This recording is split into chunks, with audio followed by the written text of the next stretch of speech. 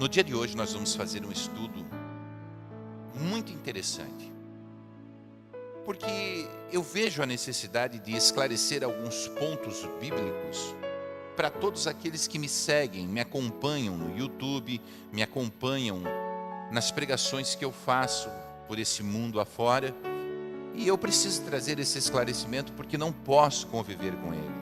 Eu preciso repassar esse esclarecimento. Há muita gente que erra por não conhecer as Escrituras.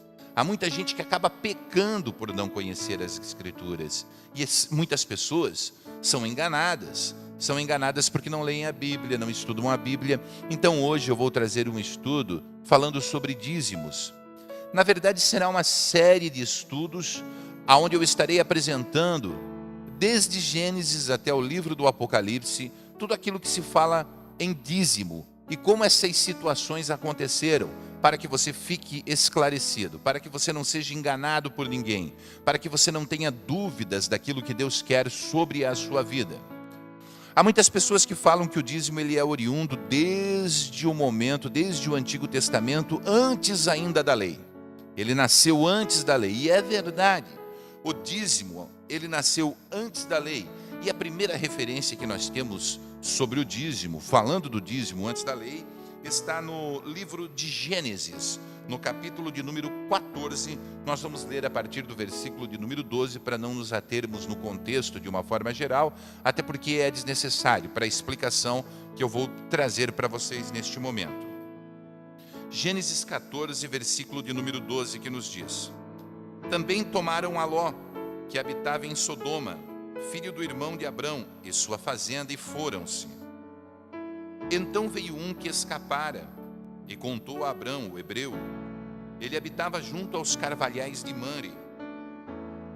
O amorreu, filho de Escol, irmão de Aner, eles eram confederados de Abrão. Ouvindo, pois, Abrão que seu irmão estava preso, armou seus criados, nascidos em sua casa, 318, e os perseguiu até Dan.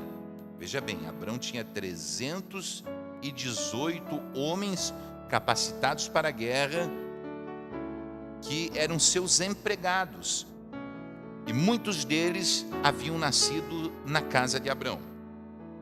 Diz assim, versículo 15: E dividiu-se contra eles de noite, ele e os criados, e os feriu, e os perseguiu até Obá, que fica à esquerda de Damasco.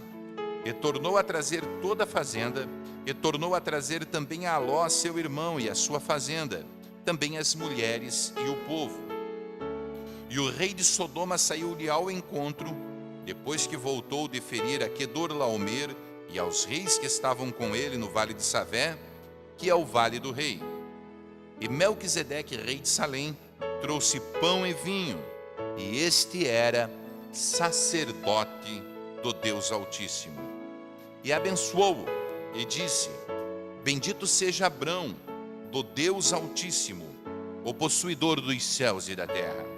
E bendito seja o Deus Altíssimo, que entregou os teus inimigos nas tuas mãos, e deu-lhe o dízimo de tudo. Até aqui. Queridos, nós temos uma passagem que nos traz o relato de uma guerra que houve naquele tempo, naquele local. Essa guerra foi promovida por um rei chamado Quedorlaomer. Esse rei, ele exercia, através da força, através do seu poder, através da sua autoridade, uma cobrança de impostos naquele local. Os reis das cidades que ali existiam pagavam impostos para Quedorlaomer. Por muitos anos estavam pagando impostos. Chegou o momento que eles disseram: não, nós não vamos pagar mais nada. Nós não vamos pagar mais impostos nenhum. E Quedorlaomer se uniu com outros reis e decidiu fazer guerra, e veio saqueando todas as cidades.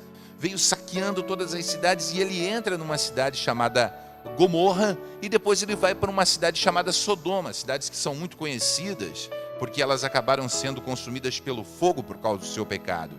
E Ló, ele habitava em Sodoma. E diz a Bíblia que Quedorlaomer, ele invadiu Sodoma e prendeu Ló. Prendeu sua família, prendeu toda a sua fazenda, tudo que ele possuía, e levou cativo com ele de volta para a sua terra. Então contaram para Abraão: olha, o teu sobrinho Ló, ele foi preso na batalha, ele foi preso na guerra, e não somente ele. Toda a fazenda que ele possui foi levada por Quedorlaomer e os outros reis. Eles estão indo embora, e estão levando o teu parente, e estão levando os recursos que o teu parente adquiriu durante toda a sua caminhada junto contigo, Abraão. E Abraão propôs no seu coração resgatar o seu sobrinho Ló e resgatar a fazenda de Ló.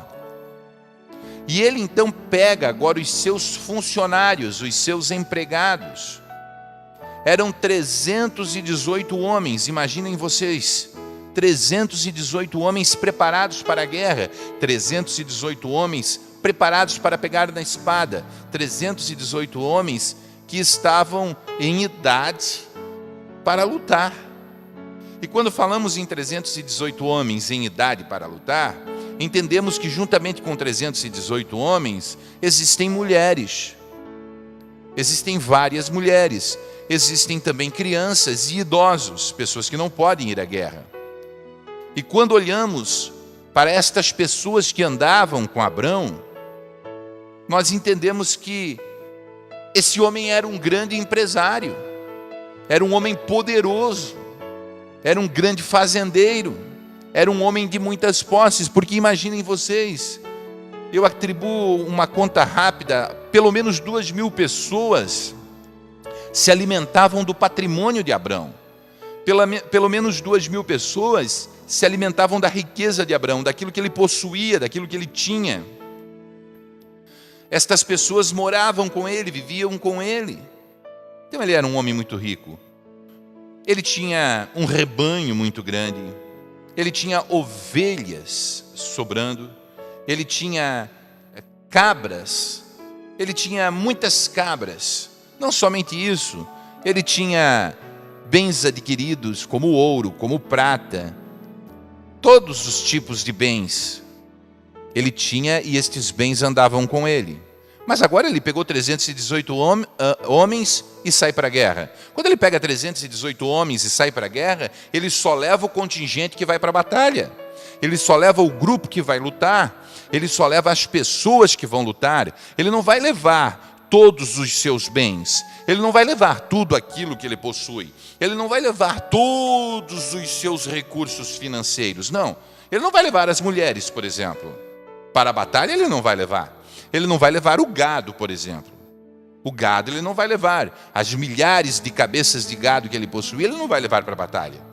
Porque isso somente atrapalharia. Os homens que iriam lutar teriam que cuidar do gado, dar água, dar alimento. Da mesma forma as ovelhas, as cabras, o ouro, a prata. Isso tudo ficaria pesado, ele não poderia levar para a batalha. O que ele leva para a batalha são 318 homens devidamente armados, talvez um pouco de água, um pouco de comida, que seria a coisa mais lógica, até porque não se sabia quantos dias ia ficar na batalha. Ele pega e ele vai para a batalha. Quando ele chega na batalha, ele vence. Ele vence aquela batalha. Ele derrota Quedorlaomer e os demais reis que estão com ele. Os demais reis que o acompanharam na batalha são derrotados por Abrão. E Abraão resgata tudo. Abraão resgata aquilo que foi retirado das cidades que foram saqueadas, as pessoas que estão indo como escravos, resgata Ló e a sua fazenda, e ele retorna então, para a sua casa. Quando ele está retornando, o rei de Sodoma sai ao seu encontro, e também sai ao seu encontro o rei de Salém. O rei de Salém, chamado Melquisedeque, ele era um sacerdote do Deus Altíssimo. E Abraão está voltando, ele encontra o rei de Salém, e quando ele encontra Melquisedeque, Melquisedeque dá para ele vinho e pão. E quando Melquisedeque entrega vinho e pão, juntamente com vinho e pão, Melquisedeque abençoa Abraão. Melquisedeque diz: bendito seja o Deus de Abraão, que entregou os teus inimigos em tuas mãos.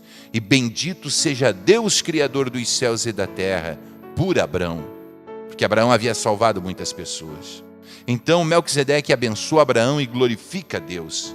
Naquele momento, a Bíblia diz que Abrão, ele dá o dízimo de tudo para Melquisedeque. O que seria esse tudo? Esse tudo seria o dízimo dos despojos. Porque nós devemos considerar uma coisa fazendo a exegese deste texto sagrado. Abraão não teria levado a sua riqueza. Abraão não estava com ele estava retornando. Abraão não teria levado a sua riqueza, ele não tinha sua riqueza para apresentar a Melquisedeque. Portanto, Abraão estava dando o dízimo daquilo que não era dele. Ele estava dando o dízimo daquilo que ele pegou do seu inimigo morto. Ele venceu, ele matou os reis, ele pegou o despojo da guerra, ele estava retornando, então ele estava retornando com uma grande posse. E é nesse momento que ele retorna com uma grande posse que ele dá o dízimo. Ou seja, ele dá o dízimo até mesmo daquilo que não é dele, do saque, daquilo que ele despojou do seu inimigo. A prova disso que eu estou falando, até para nós termos um respaldo bíblico mais amplo, para ampliarmos este estudo, está no livro de Hebreus, no capítulo de número 7, a partir do versículo 4. Vamos ler o versículo 4 do capítulo 7 de Hebreus. Considerai, pois, quão grande era este, falando de Melquisedeque, a quem até o patriarca Abraão deu o dízimo dos despojos. Então é claro, ele deu o dízimo dos despojos. Ou seja, Abraão ele nunca dizimou aquilo que ele possuía. Abraão nunca dizimou seu rebanho. Abraão nunca dizimou seu ouro. Abraão nunca dizimou a sua prata. Abraão dizimou o despojo que ele pegou na guerra. Essa é a única referência bíblica que nós temos de Abraão dizimando. Não temos outra referência. Esta é a única vez que a Bíblia Sagrada fala que Abraão dizimou. Ele não volta todo mês a Melquisedeque levar o dízimo. Ele não vai à sua casa, pega os seus recursos, pega o seu dinheiro, pega o ouro, pega a prata, pega o gado e vai a Melquisedeque para dar o dízimo. Não.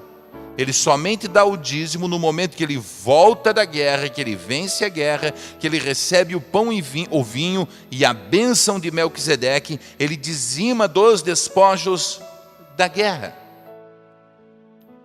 Portanto, não era uma prática de Abraão dizimar. Foi um momento único na vida de Abraão.